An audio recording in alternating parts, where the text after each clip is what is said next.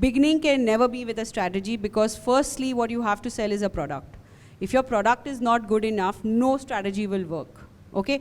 And even if it does, it will fall flat at some point. From someone who receives 600, 700 likes to a post is getting 60 likes. And then I start questioning myself, have my cake started looking ugly or what has happened, you know? Then I realized that it's the reels that is really going to work.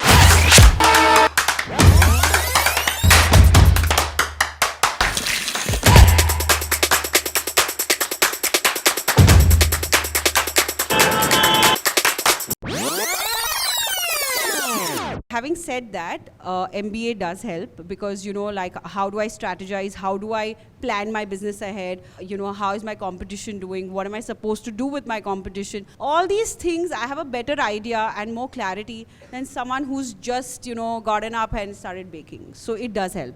How did you leverage Instagram as a platform? I think that was your primary platform of... It is still. Still your primary platform. So when did you realize that Instagram pay you can create this into like a business that's worth crores? And then what is the strategy? How did you market this? How important is photography? Because a large part of your product is the art. Absolutely. So obviously you eat it much later, but the reason why you want to buy it is because you look at it and you're like, oh wow, this looks so good. Yeah. So how did this entire product building and the distribution for it online, work for you? So I've learned this one thing with Instagram, that you have to be at it. You cannot stop. Okay, there were times where you don't get the following, you don't get the numbers, but you will have to be at it constantly, daily.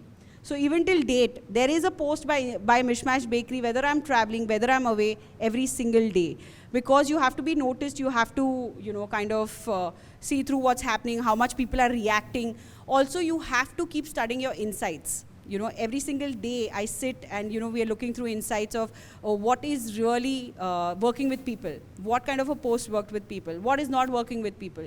So from the beginning, because again here my MBA helped, where I understood that there is an insight which I have to understand. What is the consumer, how is the consumer reacting, what is it reacting to?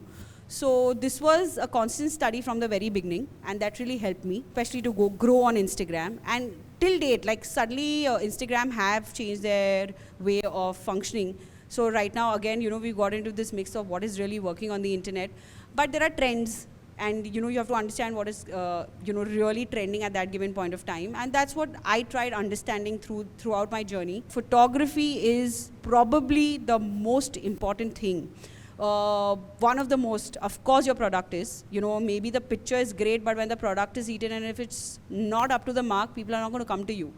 But photography plays a very, very important role, because now that I see the difference between what I used to click and what I click now, I actually went and I did a photography course. She does a course for everything. I just want everybody to remember that. Because, I mean, we are in the business of building courses. So you are a dream guest and a dream student. No, it is very important, because photography parallelly helped me, because I had to understand, what are the lights and, what are the angles that work for food. Everything had to be understood. What are the props? How do I do styling? So I did a styling workshop, again, like another workshop. I did a photography workshop.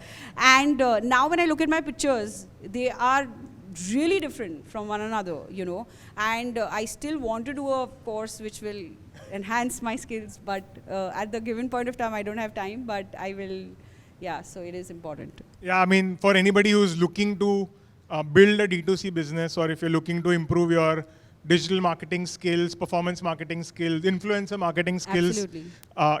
We have a program on Altuni as well, which we run almost every 45 odd days.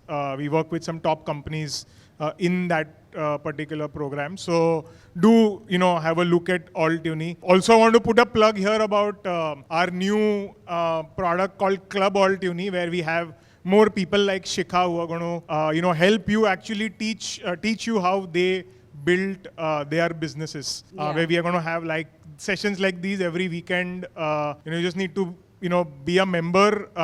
Currently, there is a wait list for it. Program is going to start from May 1st. I think by the time the video goes out, it should be live. So just wanted to mention that as well. So coming back to, the Mishmash brand, how did the name come along? Why did you land up on the green color. For me, it's fascinating because I always wonder how entrepreneurs, decide this. Of course, the whole designing agency helped at that given Exactly. point of time. Yeah. I was coming from that background, and I remember this name. Actually, we were trying to come up with a name for another company, and I had really liked this name, and I kept it on my, shortlist. One day, maybe I'll use this name somewhere. So I had really liked this name, and I had done a research of, how it's a mixture of things coming together, and that was my whole idea, because I didn't want it to be a single thing. While you look at the green color, I did a lot of research on positive food, and everything reflected green. And a lot of bakers, because they don't come from an understanding of, okay, they will make it pink, purple, brown, like all the cliche colors, and I wanted my logo to stand out. Every time someone looked at the brand, they would have recognized it with green, because almost back then there was no one who was doing green except Ladurée, which was again a French brand, which obviously did not exist in India. And that color had also stayed back with me when I was traveling, so that also helped. And then I did a little research on the colors, saying that, what does it reflect and how will it reflect my brand. And it had a lot of positive things around food, because it's a color of green vegetables, and it comes from a lot of positivity. And I said, okay, I'm not going to do any of the cliche colors, because it's going to really help me to identify, for people to identify the brand later when there is a lot of clutter. So that's how I came up. What is the vision with Mishmash now? How do you see it grow? What are the new categories? What are the new products that you are planning to launch? And how are you going to scale this up? Because, I know that even today, you are involved in the daily operations. Yes, I am. Obviously, your ambitions have always been bigger than what you are doing Yes, right now. So absolutely. So the next plan is obviously to get on to Zomato and Swiggy. So that's the next plan. I do want to get into the whole corporate sector, where I do want to look at corporates majorly for our orders, where the kitchen keeps functioning for something or the other at the background. Having said that, I'm never going to stop looking into what I'm doing right now, because I love doing what I'm doing. So every single day when I make a cake for a child, or I make a cake for a wedding, it gives me immense pleasure and immense happiness when I'm done with it, because I feel like I've made someone's occasion and celebration special. Having said that, we are planning to come up with an entire baby-friendly product range, because there is no one playing in this market right now. So we do want to come up with products which are like celebration cakes for babies, where we don't use any refined sugar, no gluten, we use only fruit purees, and things like that. So that's the next plan. if somebody wants to start up now in the general foods business in India, will probably definitely have to sell online, most likely. What would be your suggestions, advice for them? Now the market is getting really cluttered. Every single person who bakes a cake thinks he's a baker or she's a baker. Every single person who cooks for 2 days thinks he's a cook. So that's not what's going to work. Whether it's today, tomorrow, whenever, there is a journey which each one of us have to go through. Some people during the lockdown have gone through their, like a 50-fold journey in just one go. There are a lot of people who are just dancing around and getting these followers, and it's going crazy on the internet. But I know for the fact that this is not going to last. At the end of the day, what is good work is going to last. Even if you're starting new, remember that there is a journey that you will still have to go through. And that if you have to be active on Instagram or wherever the medium is, you have to be at it, like literally at it. There are days where you get fed up and you're like, I want to get off the social media, I'm tired, because you have to keep looking at your phone 100 times because there's so many things happening. But you have to tell yourself that if you have to grow in this business, you have to be very, very obedient with this particular thing, posting, trying to understand what people like, trying to get into the minds of your consumers is very, very important. So at any level, this is what I'm going to follow. The theme of our entire session is be future ready. So for everybody here who's 20, 25, 27, any suggestions to ensure that you are future ready? Apart from, of course, please keep doing courses like she does, that she's mentioned many times. But how do you ensure that you are ready for how the landscape will be, say, in 2025, 2030, because marketing will change at that point of time. Maybe Instagram as a platform may become less popular.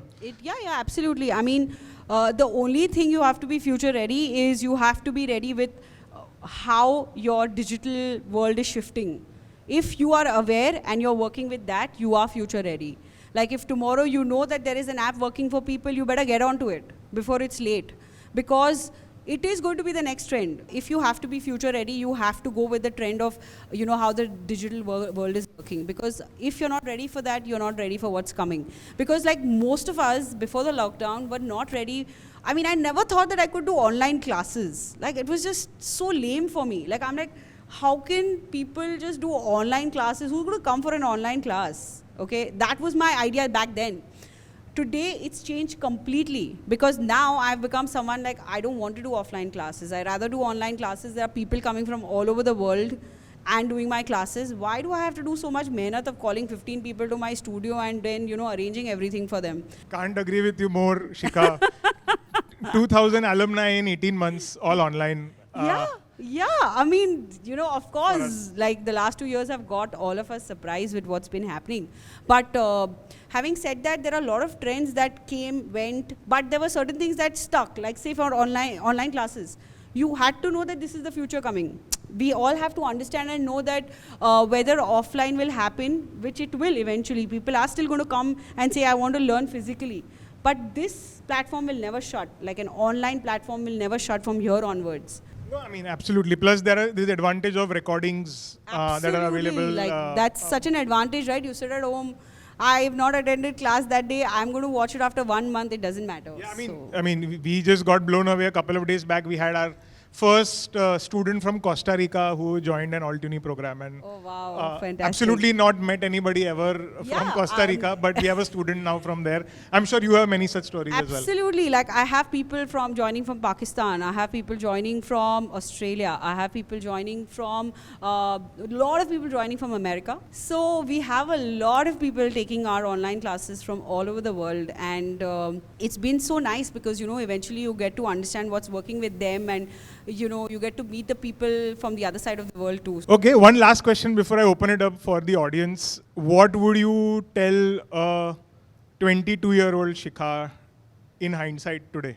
I wish I had told her that you should have been a little more certain of what you were doing, and you should have put your foot down at some point, so that I could have probably today, like when I look back, I think that I wish I had done a pastry course so that I could have stood a little bit more confidence when I'm standing with other chefs saying that, hey, you know what, you can't put me down because I'm not from a pastry school. I still do that, but I would have still, like, you know, I would have been at a better position because I could have still told them that I've studied exactly what you have. But yeah, that's something I wish I could have done. Super, super inspiring. Guys, the floor is open for you to ask questions. Yeah, we have a question here. Hi Shikha, this is Omkar. I work as a associate program manager with International Youth Conclave right now, and I'm also graduating this year. So my question to you is, I related to with you when you said ki you try to do it all on the campus, like doing extracurriculars and everything. So like how important that is when you sit for the interview to get into the any specific college or to get into the company. Like you said, you interviewed for Godrej. See, it's very important because, you know, they will look at an overall development of a person, right? So they are going to look at someone who's an all-rounder, someone who's capable of handling situations. And when it comes to college festivals and when it comes to all the pressure, it is very, very important. These skills you will not learn sitting in a classroom. You're not going to learn these skills sitting in any classroom. You're going to learn this on the field. And this is what I learned when I did the extracurricular activities, even today, till date, when there is a very busy day at Mishmash. Say, example, we are doing a Diwali, where we do up to 700 orders that day. It is only because of those skills which I learned back then during my festivals of getting people to work, you know, putting everything in line is what comes to use. So it's very, very important. Yeah, I think also somewhere more than the process, you also have a quiet confidence. Absolutely. That ho jayega. There is nothing that is because, impossible. You know, like back then, I mean, it's funny because Ankit and me used to be in a together. It was our college festival, and Ankit was heading it, and I was in the computer department. And I used to always have this attitude कि हो जाएगा अंकित, इतना stress क्यों ले रहा है? And I think that really taught me because eventually सब हो जाता था, you know, because the team was working and everyone were working, and even now when there are stress days and where I'm like the world is going to break down, nothing is going to happen, I don't know क्या होगा कल, there's so much work still left, I keep telling myself हो जाएगा, it's all going to happen, it's all going to fall in place. I'm going to put everything in place. So I think it comes from there. Yeah, and also employers respect that. As in, they realize that if somebody's gone through that experience, Yeah, they can hire absolutely. this person. Hi, ma'am. Hi. So my basic. What's your name? Hi, I am Soumya. Hi Soumya. And what are you doing right now? I'm a final year engineering student. I'll start working maybe from July or August. Yeah. So my question to you is, how did you pivot yourself in this baking industry? You know, like after doing everything. Basically, you know everything. Like you said, you have done every course for everything. So how did you decide to pivot yourself in this? And was it the challenges you were facing here, or were you enjoying yourself? Because you told you were doing graphic designing side by side, you were running your agency. So, and also, is it gonna happen that one day you just wake up and you say, okay, I wanna do something else? Because could. technically, It could. I mean, that is something which I can't predict from now for sure, but it could. But having said that, now I know myself enough and I've grown through the years to know what I really like and what I want to do. And I don't think it's going to happen, but of course I can't say it may never happen. Maybe when I turn 50 or 40 and I'm fed up and I'm done with work, I may turn up and say, I don't want to do anything, forget this. So yeah, that is something I don't know. And as far as challenges are concerned, and you know, you do enjoy these challenges coming your way through this. Of course, back then in, you know, during a graphic design course also there were challenges, and you know, when I ran the agency also there were challenges, but I was not enjoying those challenges. Here, every day, at the studio, at the kitchen, there are challenges every single day. Like, you know, you can't even imagine the kind of challenges, you know, one faces in a kitchen, because you are working with something which is going to go to an end consumer immediately and you're going to get a feedback. So it's not like a long-term process कि बाद में पता चलेगा क्या हो गया product का. Immediately पता चलेगा, someone is going to complain, someone is going to write a review. It's all happening, you know, and you have to be on your toes to know what is happening next. So that challenge really gives me a high, because I want to try, and each order that goes out of Mishmash, I want to make sure that there is no complaint and the client is happy. And we have a huge repeat customer base because of that. But Shikha, okay, hypothetical question. Assuming that tomorrow your brand is 1,000 crores and you have investors and there is a lot, and you have maybe hundreds of employees, would you still just wake up and say that, look, I'm not enjoying this, I don't want to do this? No, I won't. I won't be that irresponsible if I have people who are working for me. And I did that once, and I do feel that little bit of that irresponsible behavior. But I will not do that. But if I do want to stop it, I will take my own journey and I will like plan it that way. But I'm not going to stop it. Firstly, I'm a practicing CA. I run my own CA firm. My question is, what I saw through all of your journey is that for everything that you wanted to learn, you were doing different courses for it. You were actually trying to learn all those skills yourself. Yeah. What I have seen in my experience with a lot of founders is that people who are trying to do everything themselves, they overburden themselves a lot. So why didn't you, outsource a few things like graphic designing, or collaborate with other graphic designers, get them on your team, maybe give them ESOPs or something, not paying them upfront, but maybe give them a chance to, have equity in the firm or whatever. How? Why have I learned photography? Why can't I hire a photographer? Because they're very expensive. Okay, right now it's not working for me. At some point it'll work for me, I'll do it. But it has to make some business sense to me. Photography is a 15 minutes job. I can remove 15 minutes from my job and not spend 10,000 rupees every day. What I can save, I will save, even when I grow 10 folds.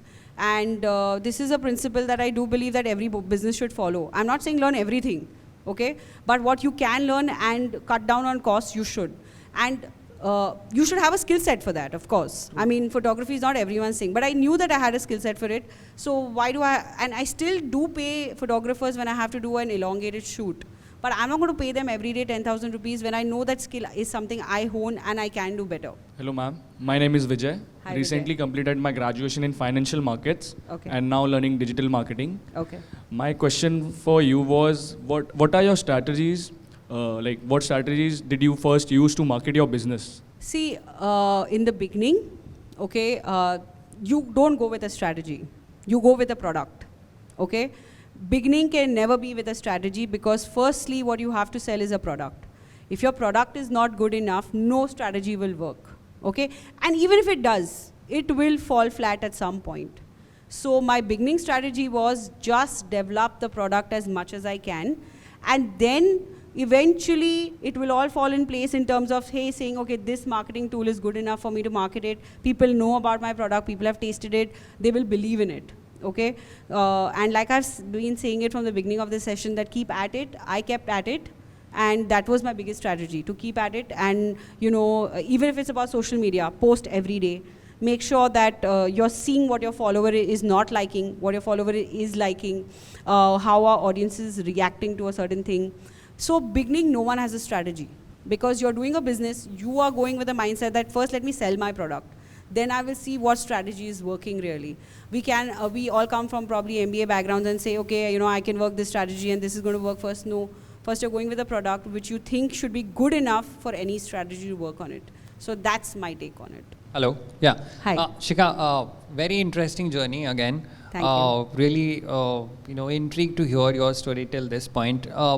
Right now, what we are seeing is there are a lot of businesses which are coming up on social media, which are banking on social media. And you, as you just mentioned, that do not focus on your strategy, but your product, right? What if I'm starting something on my own on a digital platform, and tomorrow an Instagram decides that posts will no longer work? Yeah. So all that photography, all that courses, everything that you have done and invested your energy and time in is gone now, right? Yeah. Because everyone is interested in reels. They want to see how that entire cake is getting made through those reels, through those Yeah. 20, 30-second reels. But that's what is So- happening today. It's right. exactly what is so happening. how do you pivot yourself and your business as well as the times? And my question is, do you do that, or do you make sure that you make your own community, you make your own place where you can sell your product? See, I've already, to begin with, made a place and a community where I can sell my products. But having said that, this entire shift of posts not working and reels working, it was very, very challenging for me in the beginning of this, where, you know, I'm like, from someone who receives 600, 700 likes to a post is getting 60 likes. And then I started questioning myself, have my cake started looking ugly, or what has happened, you know? Then I realized that it's the reels that is really going to work. So I have not, see, I also believe that a brand should stand up and, you know, go to a certain standard. They cannot like go to a standard, start dancing and saying, hey, my cake is the best. I'm not going to do that ever.